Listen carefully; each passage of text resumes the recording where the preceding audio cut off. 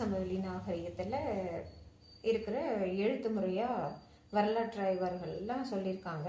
அதே மாதிரி இயற்கையை சார்ந்து இருக்குது அப்படிங்கிறது தான் என்னோட பாயிண்ட் ஆஃப் வியூவாக நான் இன்னைக்கு சொல்ல போகிறேன்.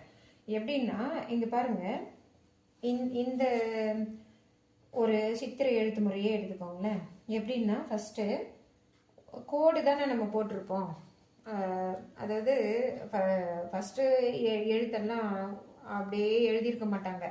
எப்படி போட்டிருப்பாங்கன்னா ஒரு இயற்கையான காட்சியை பார்த்துருப்பாங்க. இப்போ மலை எப்படி இருக்கோங்க, எப்படி இருக்குமா?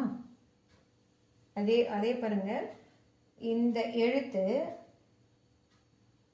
ஒரு மலை அமைப்பில் மாதிரி தான் வரும்.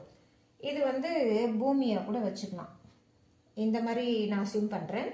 அதே மாதிரி இதை கோடு மாதிரி போட்டிருக்காங்க. இது மரங்களாக கூட இருக்கலாம். அந்த மரங்களில் இருக்கிற இலைகளாக கூட இதை சித்தரிச்சிருக்கலாம். இங்கே பாருங்கள், இது ஒரு மரத்தோட கிளை. அதாவது ஃபஸ்ட்டு